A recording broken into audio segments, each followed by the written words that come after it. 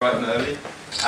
First and foremost, it's a pleasure to be back at the alma mater, and it's easy to forget how beautiful this place really is, and I hope you enjoy it, although I'm sure that there's plenty of other feelings mixed into that.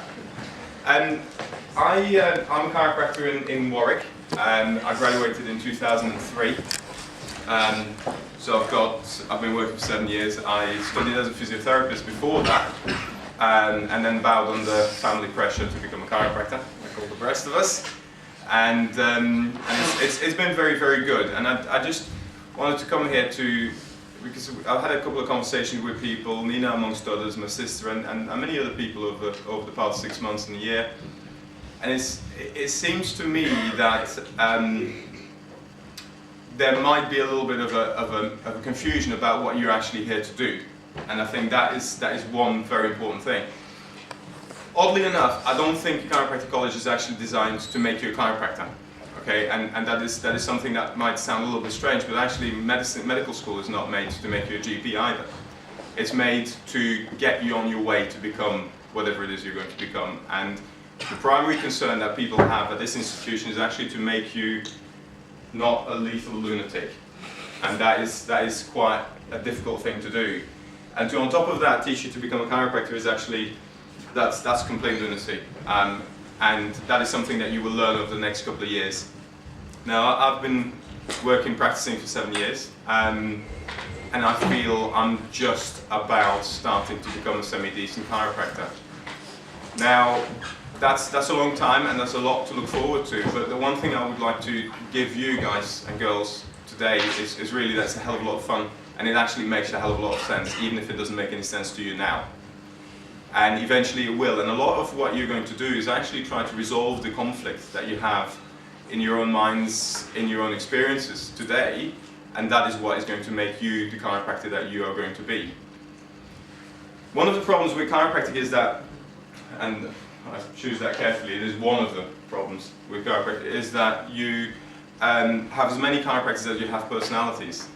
Now, that's a little bit of an overstatement, because we all do very, very similar things, whether you treat Gonstead, whether you use SOT, activated technique, diversified, whether you look at certain things and not others, you're still a chiropractor.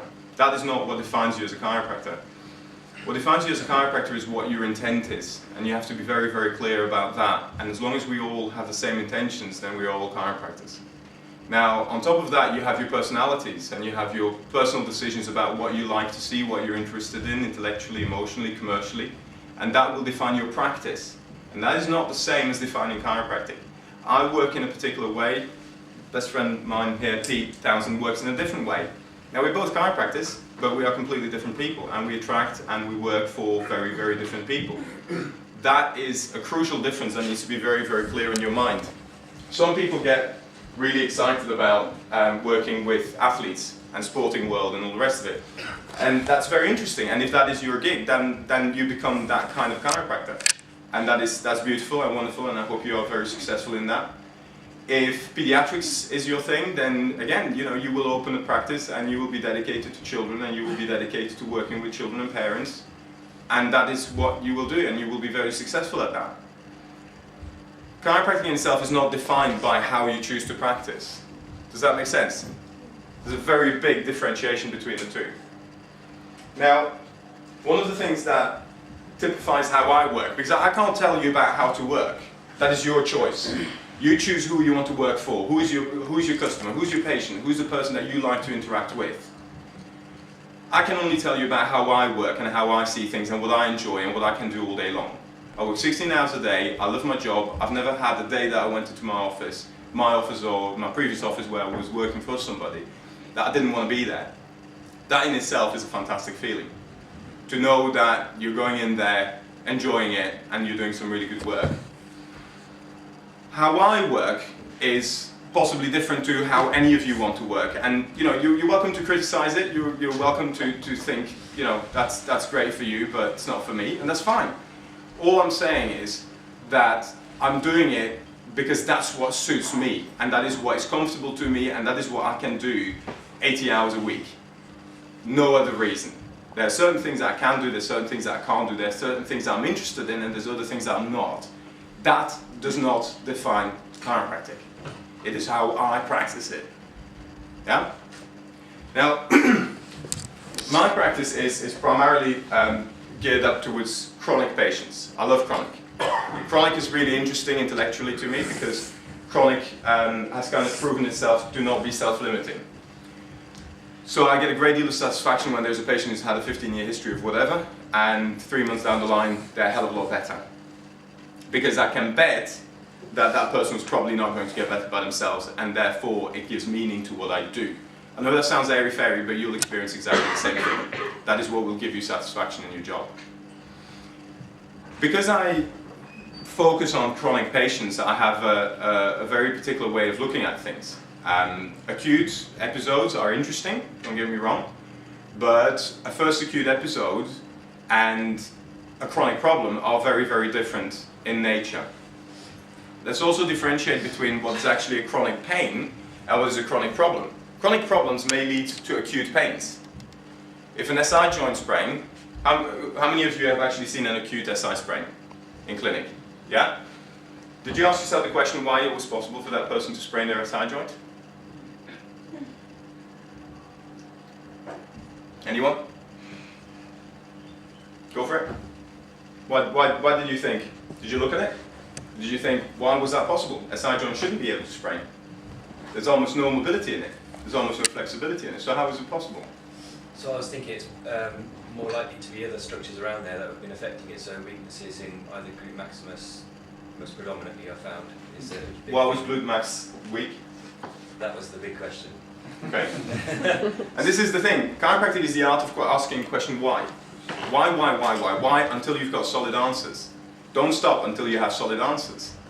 Because until you have solid answers and that you have some kind of methodology to change that, your chronic patient is not going to recover very well. And you are going to either have a mediocre result or an unstable result. You can sell them and people will pay for your services because somewhere along the way you will feel better and they'll think you're great. But intellectually, I don't find that particularly satisfying. So what you will find is that the glute max will be weak. Excuse me. Either because there is actually an anatomical leg length discrepancy, because there's a unilateral pes penis, because there's a unilateral iliopsoas hypertonicity. There's going to be something. And then if you find that this person has a unilateral iliopsoas spasm, let's go and ask why. Don't ever stop asking why. If you go, right, there's a spasm there, why? There's a trigger point there, why? There's fasciitis there, why? Why is that structure getting irritated, tense? Why is that getting damaged? What is making that work suboptimally? Once you understand that, that's when you can start to become a chiropractor, and that's a hell of a lot of fun. Now, again in my practice, and I'm not saying by any way, shape or form that is the only way to do things, I kind of figured out that, for myself, that there really are only 3 causes for a person to have recurring problems. One is spinal mechanics, all injuries, sprains, falls, whiplash, accidents, etc., etc. One is gait mechanics, which are very important, and they will add to the bigger picture. And 3 is bite problems, malocclusion problems, which will set you up for other problems.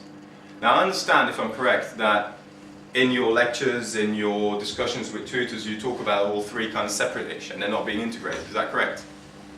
There's nobody actually going, right, okay, this is how the whole picture fits. Right? Now the problem is that the picture is really quite big. And what I wanted to say is that when you look at the concept of what we do, you have to acknowledge that problems can have many, many root causes. Now this is classic stuff. This is all stuff that you guys should be bored to death with. But if you understand it, it's very exciting. You've got your biomechanical stuff. You've got your psychosocial stuff. And you've got your chemical stuff. Now that's not some airy-fairy bullshit. This is very, very real. You will have patients, psychosocial stuff, who love their pain. Don't try to treat them. Makes no sense. That is a person that needs a different type of help. If you're a counselor or you're qualified or you're good at that stuff, go and do that. But make clear that that is what you're doing. Don't just humor it. If the person is getting back pain because they're morbidly obese and they've got a horrible lifestyle, then advising them to that degree is going to help them a great deal if their problems are coming from that area. If on the other hand it's biomechanical, and that is what I tend to focus on, I'm not very touchy-feely, pleasant, etc. I'm very dictatorial in my style. It's how I like to work, and it's what I find pleasant, and it's what I get a lot of patients to come to me with. They're very, very clear about what I'm about. And, what are you laughing about? And I like playing in this field. That's my personal choice. You can play there, you can play there. Don't deny that that is there. Never deny that the other ones are there. Might not be your forte. Accept it as a weak point. Hire somebody who's good at it if you want to cover that. If you're not good at it, don't pretend, don't play. Be good at it or don't do it. That's my view. The biomechanical side of things, in my opinion, when you're talking spinal dysfunction, has in itself three causes, which I just touched on: gait, malocclusion, and spinal dysfunction. Now this is where it gets tricky, because you may have a patient that comes in with an acute SI joint sprain who's got a glute max hypertonicity, and you find that there's some kind of a gait dysfunction at the root cause of it. Okay? Then advise them to deal with that correctly. Now, over the years I've kind of developed some good ways of dealing with that, and I can now spot pes planus or a pes cavus that can actually be treated with an off-the-shelf orthotic. 20 quid, there you go, thank you very much, that's 70% of your treatment done.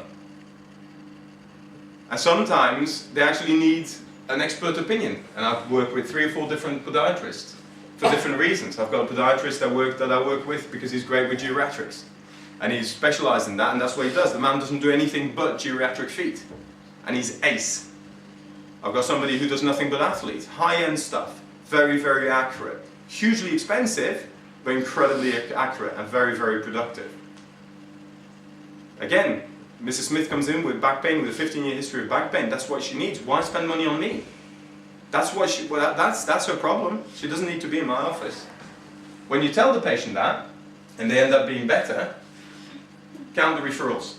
Because not only did you not just try to fleece the patient of have as much money as you could get away with, but you actually also delivered the goods. You said you did what you said you would do. If it's a malocclusion problem, which I don't know how much you guys know about it, I didn't know anything, well, I didn't know much about it from school. Do they talk about it here? Not at all? It's a different lecture, and really it deserves a lot of time. But just for you to know, malocclusion problems are responsible for between 20 and 30% of the presentations that come into your office. Flat. Don't know it, you are reducing your success rate by 20-30%.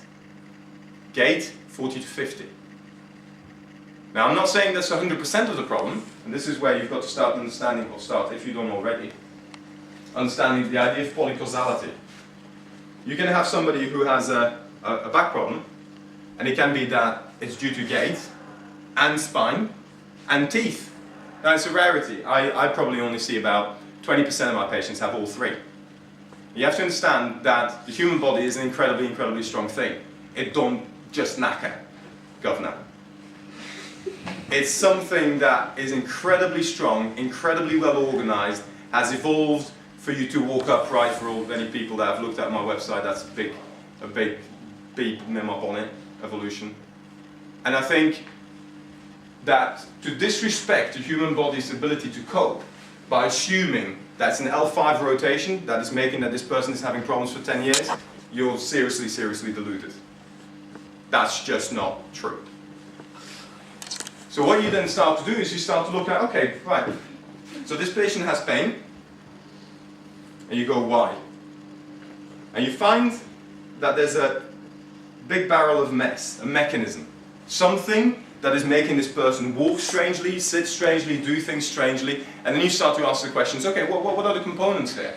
What are the aspects that is creating this beast, that is making this person injure themselves more rapidly than they can cope or repair themselves? And then you start to go, okay, right, let's have a look at that. Right, 30% of this dysfunction is gait, and 70% of this dysfunction is spinal.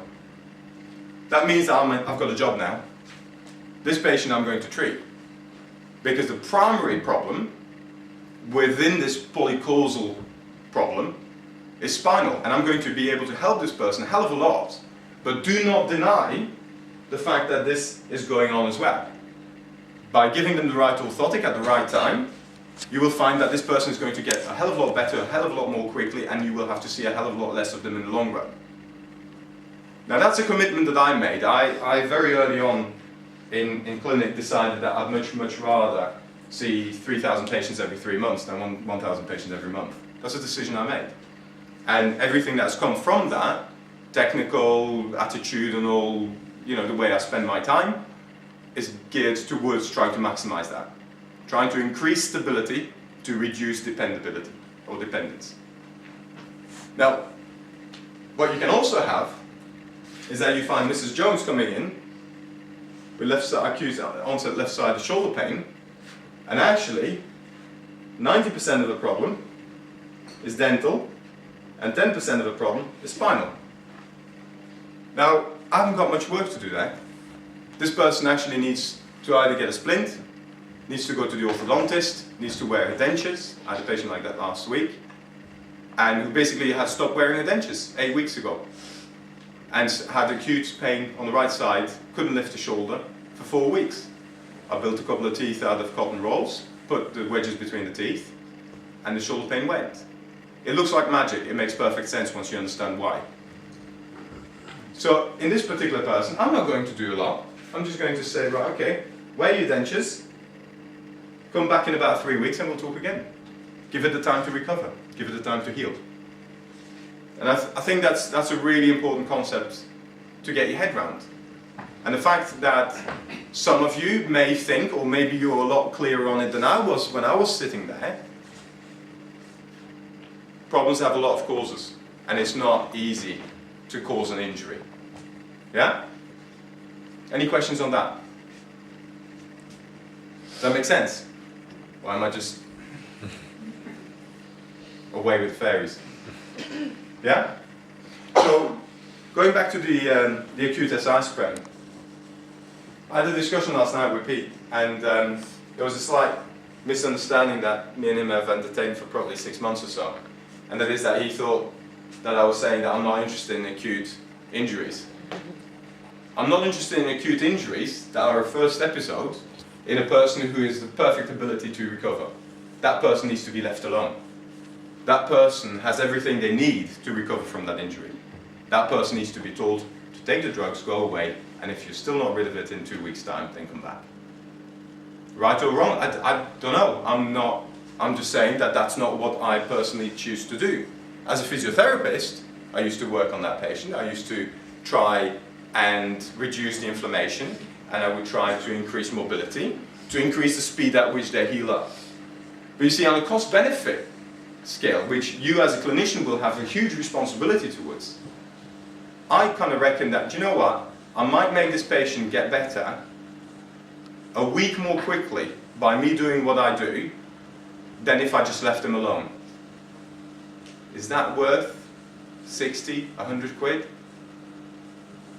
That's where you have to have your discussion with the patient. And if it's worth it to the patient, then you have to decide whether it's something that you want to treat or whether you want to refer it to a physio.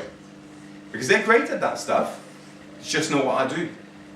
And I respect that stuff, and I'm not competing with them, it's just not what I do. I do something else. I'm interested in understanding the mechanisms that underlie it and trying to rectify it, and then helping them to recover by themselves without me having to do really a fat lot. And that's what makes it so very intellectually stimulating and so very interesting. On the whole injury thing, now, I don't know, I'd love your thoughts on this, by the way, because I haven't really presented this to a peer group for quite some time. I've spoken to GPs and consultants, but they kind of look at you and go, yeah, whatever, just make them better.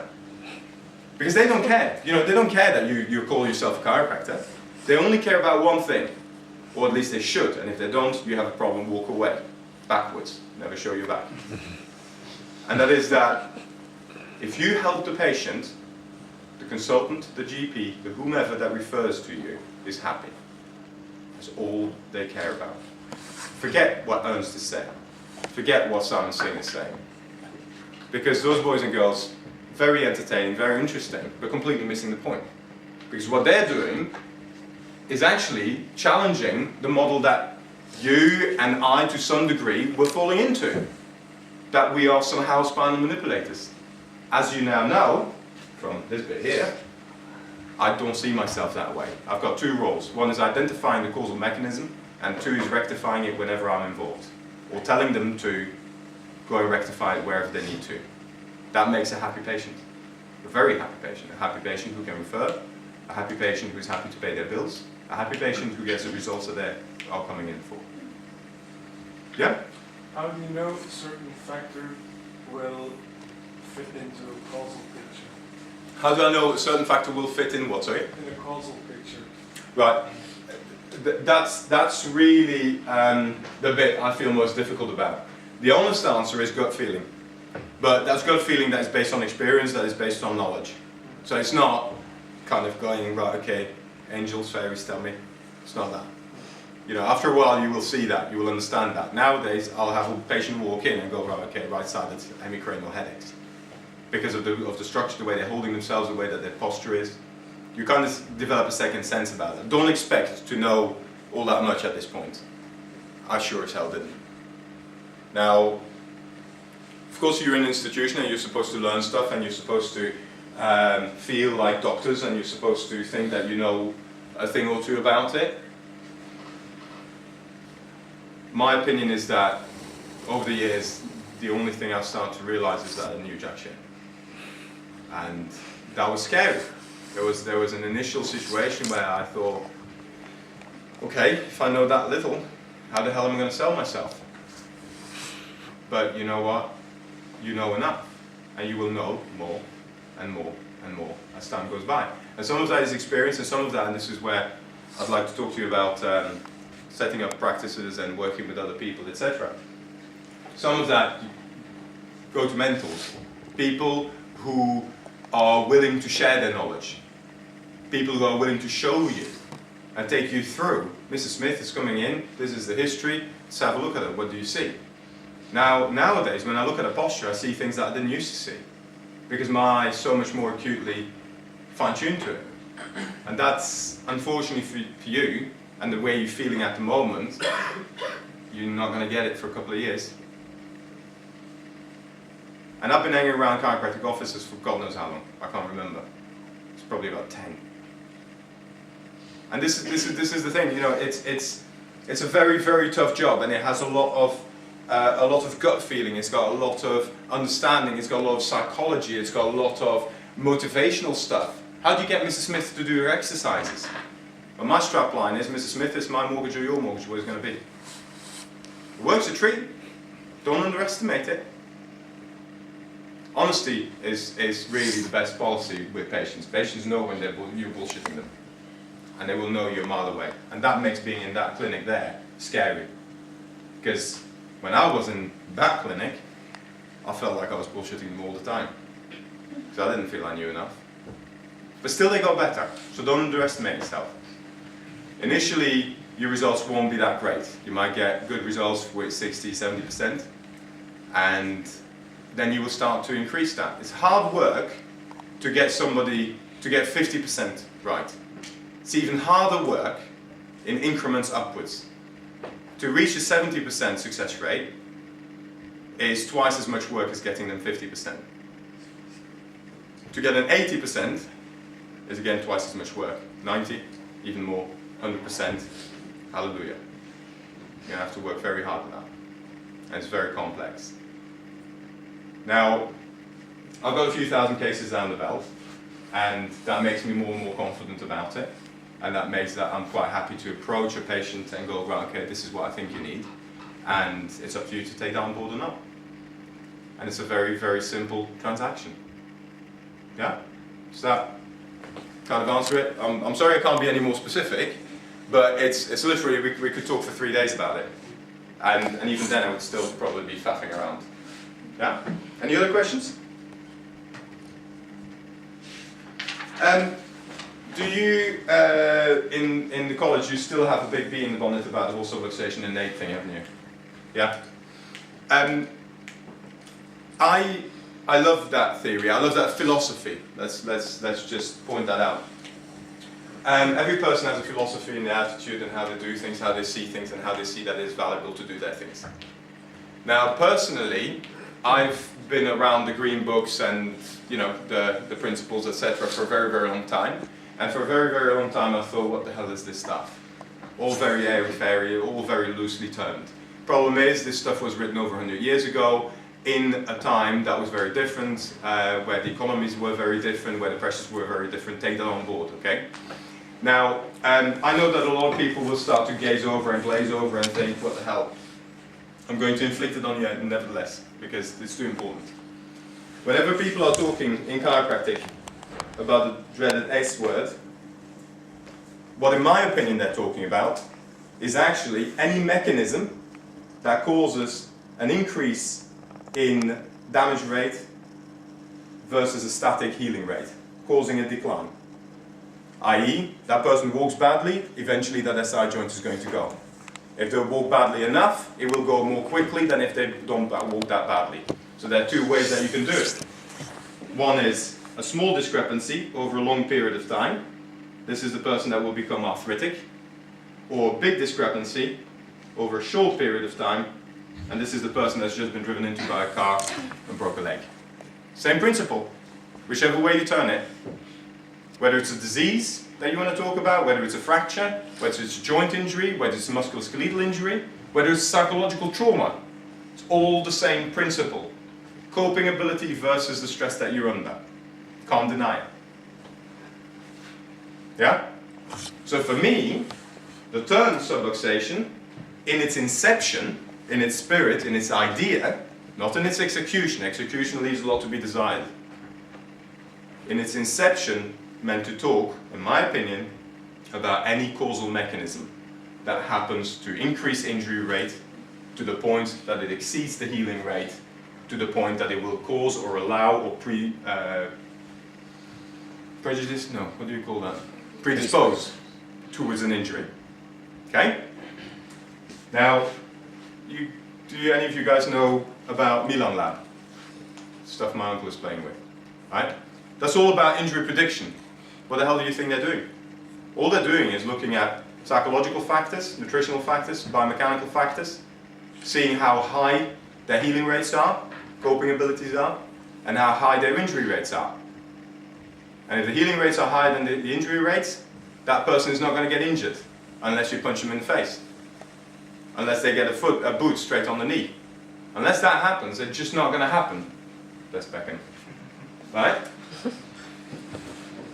So two mechanisms that you need to look at and respect. Completely different situations in how they look and come into your office. Mr. Smith with a 20-year history of right-sided groin pain. Mr. Jones with an acute onset right-sided neck pain.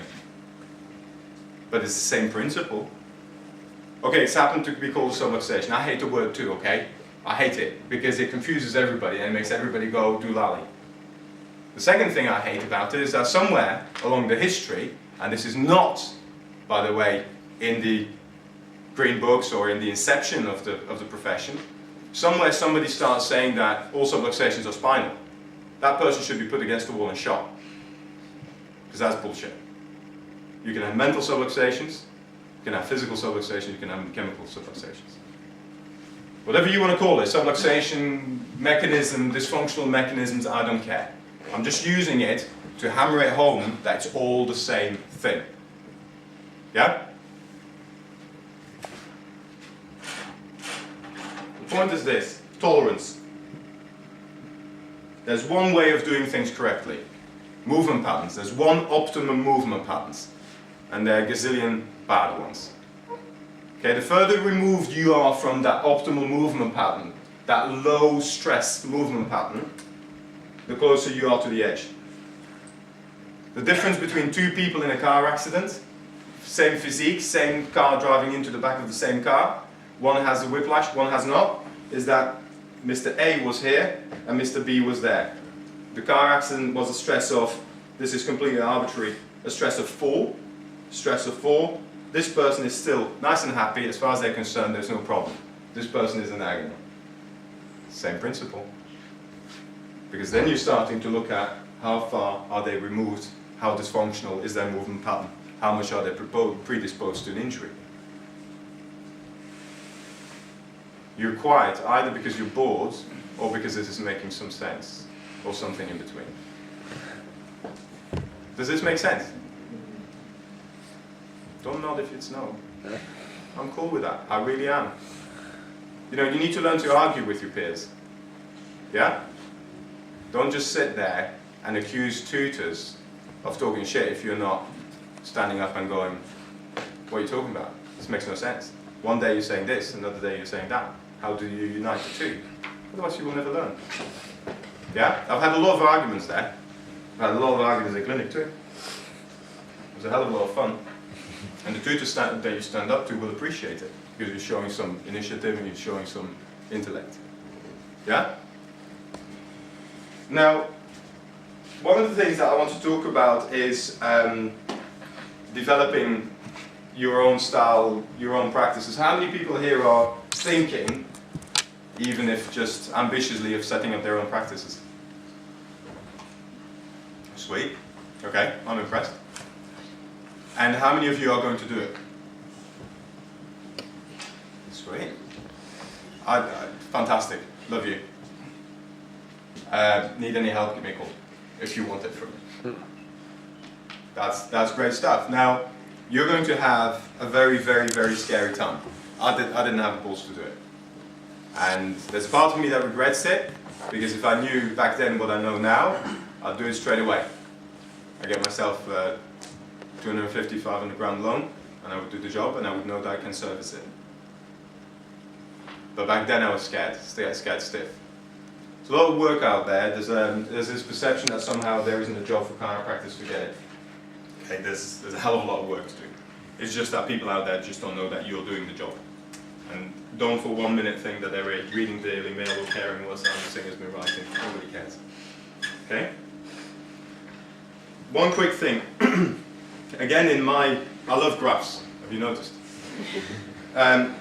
One big thing in my view, and by the way, these tools, these things, these graphs that I've shown you, I showed these to my patients. Each and every single one of them. That's how I explain their problems. That's how it makes sense to them. Okay? Now, one really big thing that I just want to say for my own sake, this is selfishly, is that for me, when we're talking about medicalization,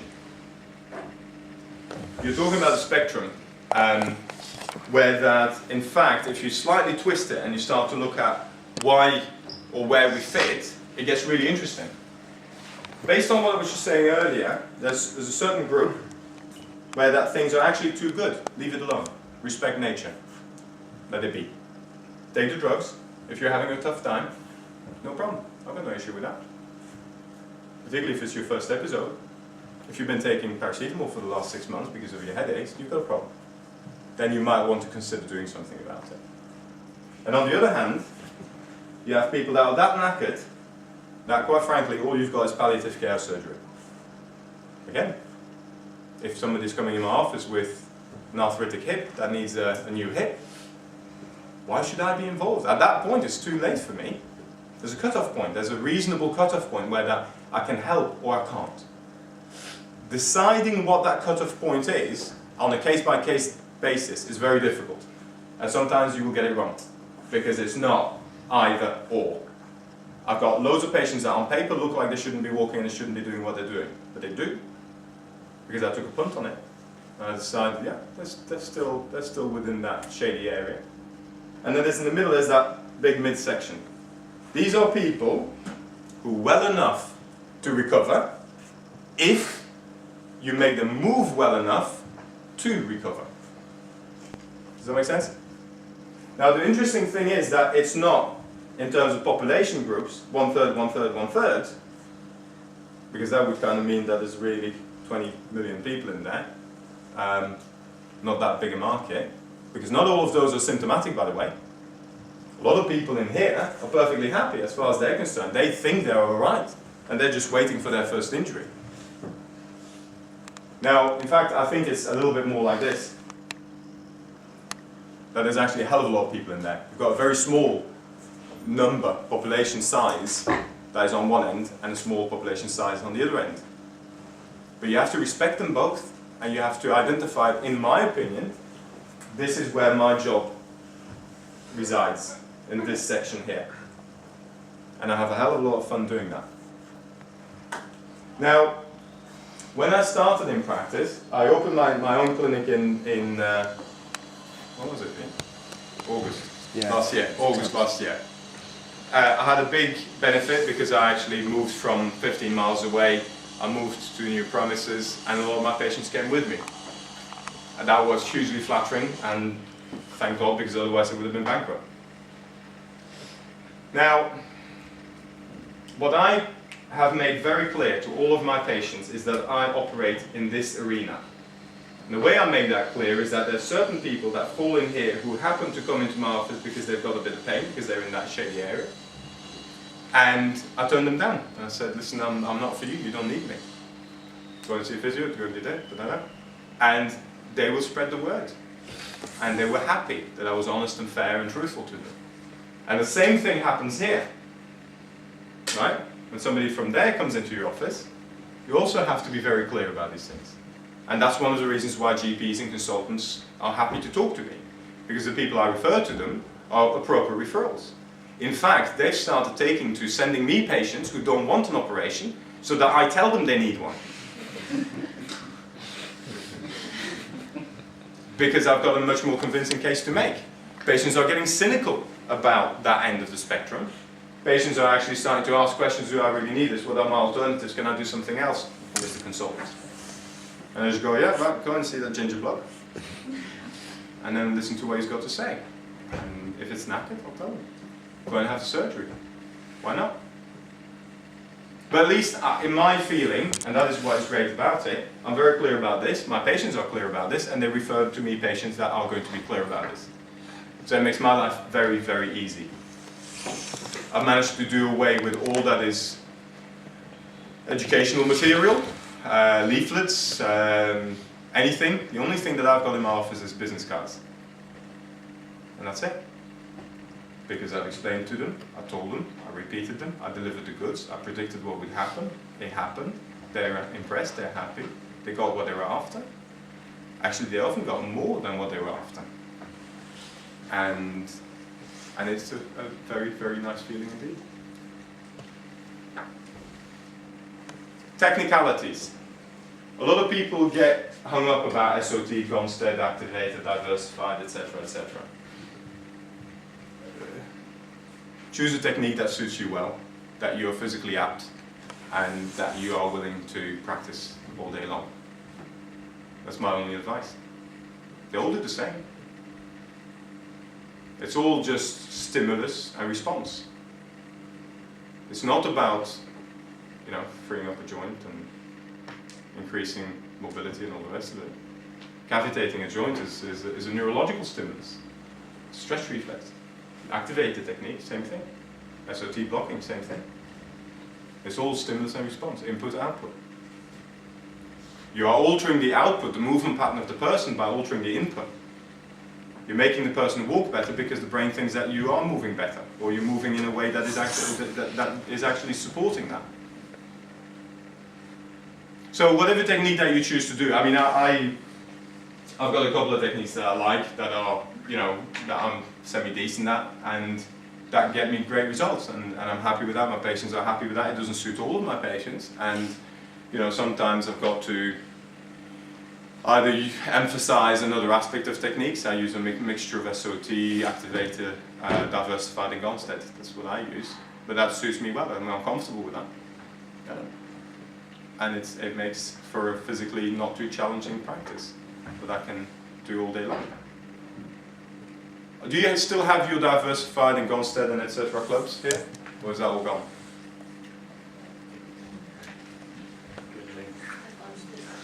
You have Gonstead under these guys. Right. We used to have a HIO club. And HIO is one of these techniques that has completely gone by the wayside in modern day chiropractic. And problem is, it's actually, if you see it being done well, I've seen practices where that's all they do, HIR. And these boys and girls get some amazing results. All in one. Do what, sorry? May not All be. in one, sorry. Do you know HIR? Yeah? Adjusting up cervicals, that's it. Don't touch any of the rest. What is really, really typical? Has anybody ever seen an HIO adjustment? No? Yeah, go on YouTube. Yeah? Wonderful world of YouTube. God bless America. Because there's something about it that is just absolutely awe-inspiring. The speed, the flexibility, the agility of it. It's awesome. Whether it's an awesome technique and it gets awesome results, I don't know. I don't practice it. But it is something very, very special about a good adjustment. Whether it's a constant adjustment, SOT adjustment, activator adjustment, doesn't matter. They do some amazing stuff. How many of you have actually spent more than 5 minutes with a practicing chiropractor in office? Good. Okay. Spend every single waking hour you have, right? With as many people as you can. I've got my views, you might not agree. Other people will tell you different things that you might not agree with. Write down what you don't agree with, because that's the conflict you have to resolve for yourself. Don't nod and go, yeah, I agree with that, and focus on what you agree with. Try to make it all work for you.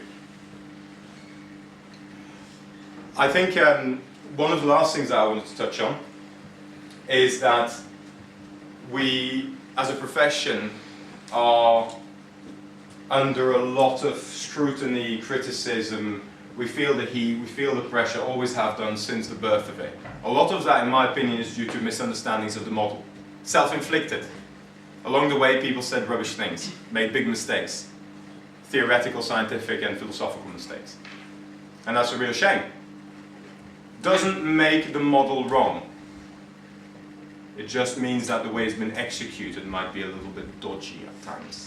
And there's a big difference between the two. Do not throw baby out with bathwater. Is it Dr. Taylor that says that all the time? Is he still here? Yeah? Wicked. Brown arm. And horse pebbles and what was it? Rock and horse poop. Yeah.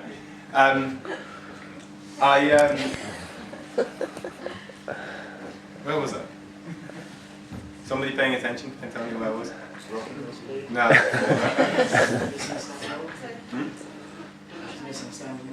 Yeah, thank you.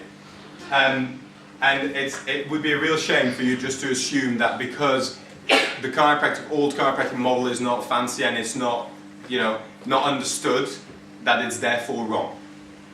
Our interpretation of it might be wrong, our execution of it might be wrong.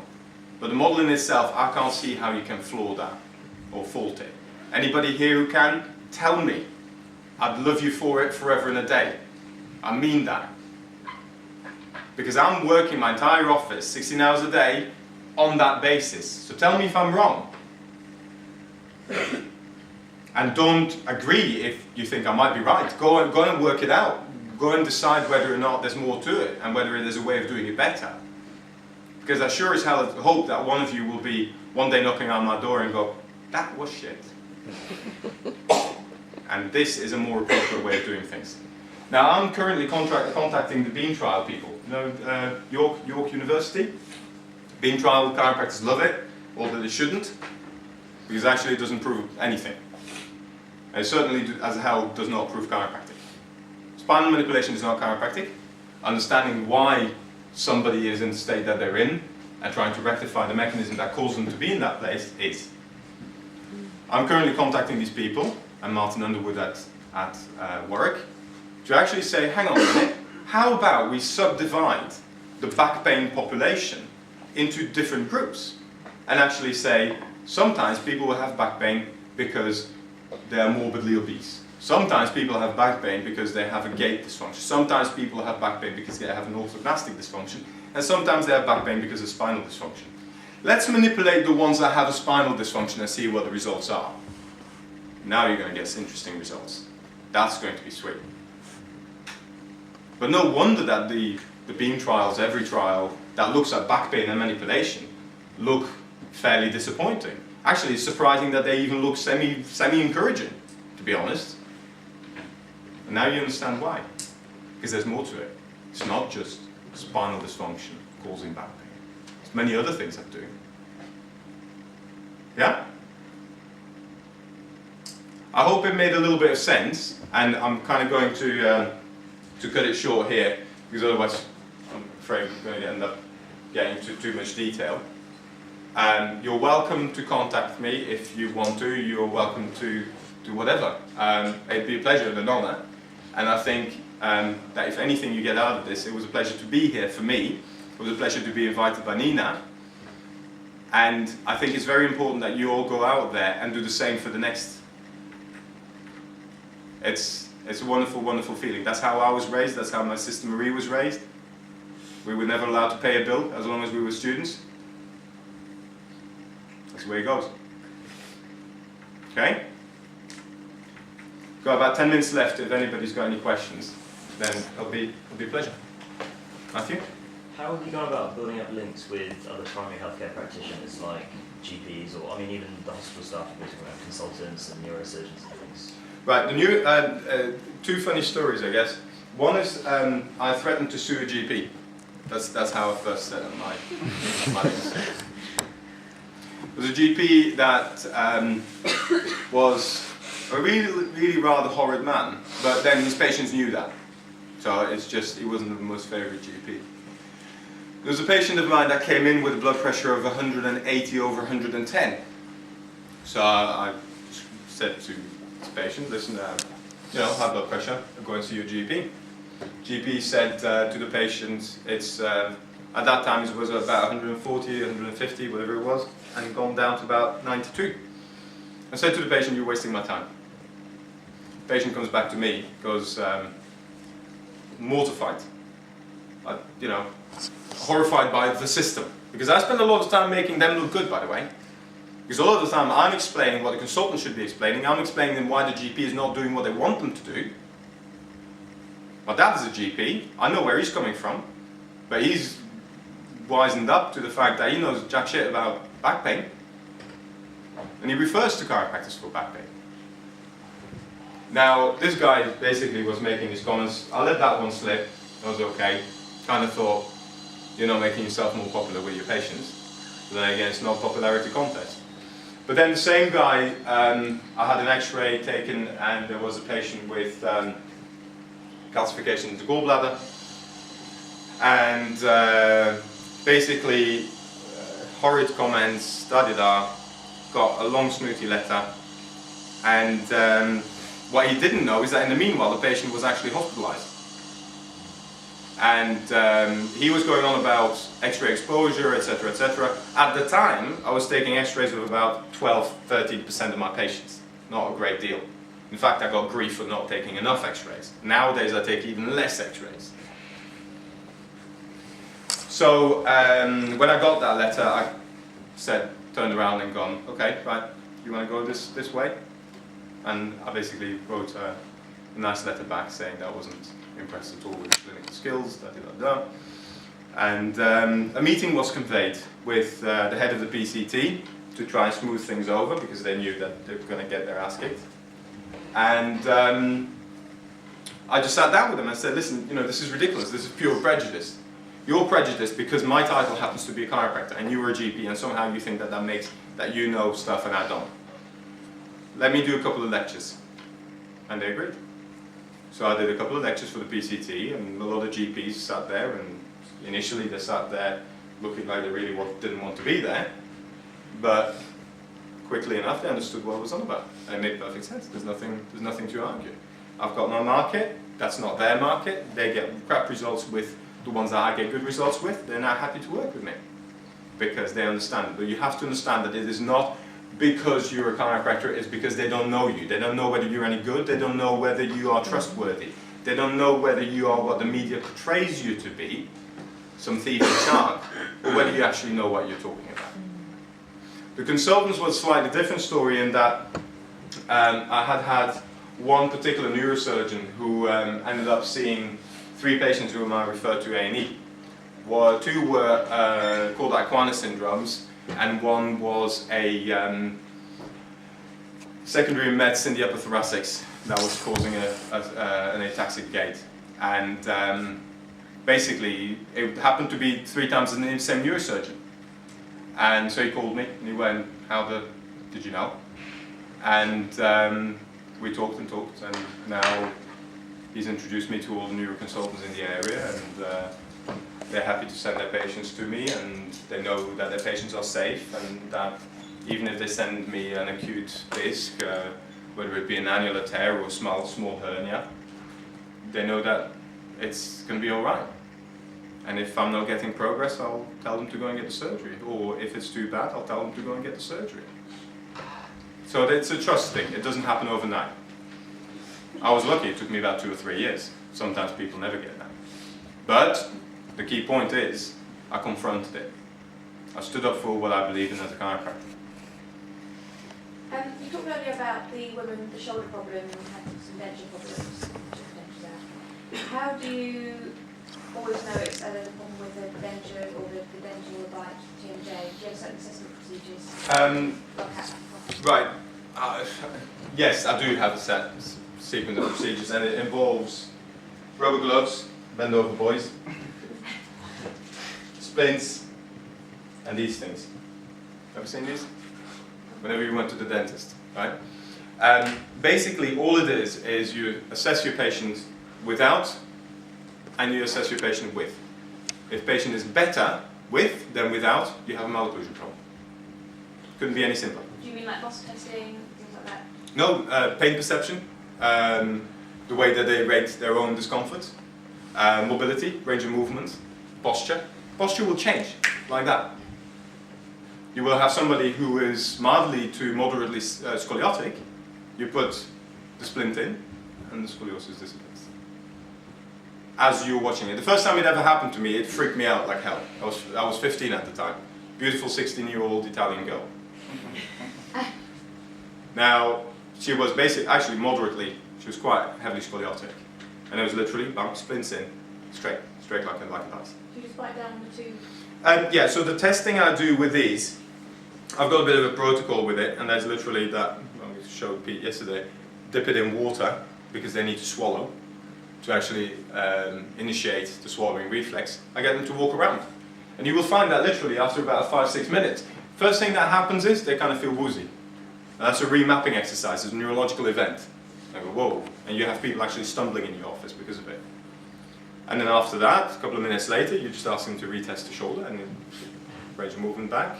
If it improves, then you probably have a malocclusion problem. If it doesn't, then you probably don't.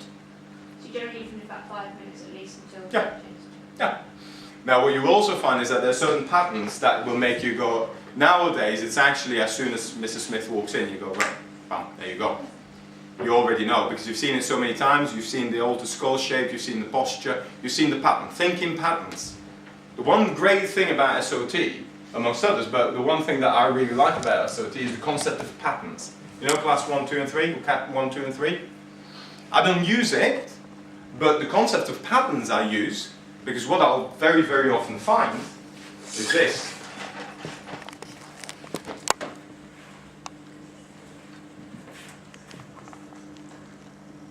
Shoulder girdle, pelvic girdle, arches. Yeah? And then you will find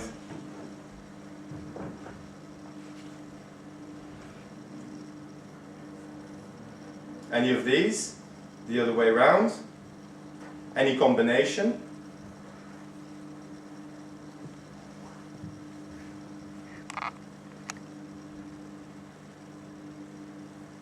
Yeah? These are all different patterns.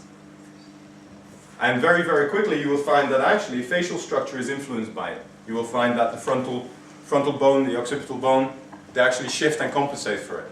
So very often you will already know by the time you're talking to them. But that's after a while. Initially, you know, there is no book about it. That this is what is really annoying about this stuff. But then you know what about gait?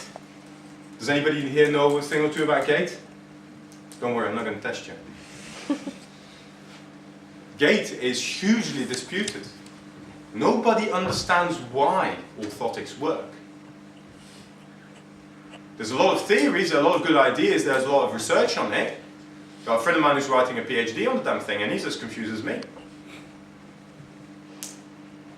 So don't for 1 second assume that because it's a pair of orthotics and it's been around for 30 odd years, that it's particularly well understood. There's a huge field out there that very, very few people know a hell of a lot about. And I'm not one of them. Yeah? The bite stuff is very interesting, and it's you know, it has very, very dramatic results, and it freaks patients out. It freaks you out, it freaked me out when I was back then, and they go, what the hell? I can give you no end of examples. I had a lady yesterday that freaked me out. Yeah, she freaked me out. She had burning mouth syndrome. Ever heard of it? Burning mouth syndrome is a neurological syndrome where that you have constantly the feeling of a scalded mouth. Right? Not pleasant. Her facial structure, when she walked in, I thought this lady, well, actually, she was referred to me by the dentist next door. And that was my lunch break. Thank you very much, Mr. Dentist. And I had a quick chat with her. I thought the way she was walking in, that what she was going to complain of was migraines. Because the facial structure, that was exactly what you would see normally. And it was definitely a malocclusion problem. There, as soon as she was talking. But that is something that you will pick up over the years.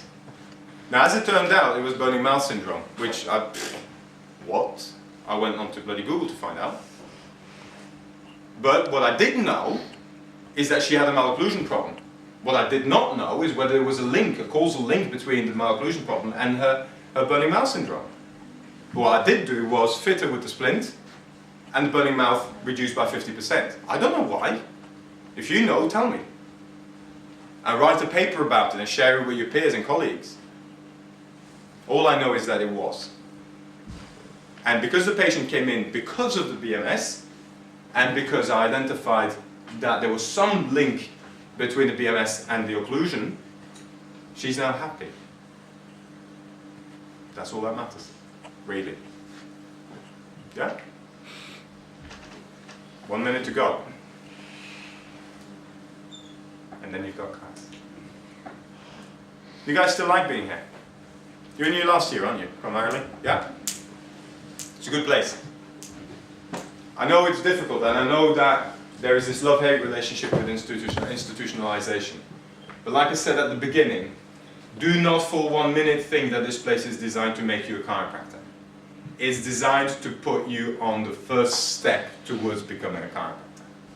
And it's going to be the chiropractor that you decide to be. Nothing more, nothing less.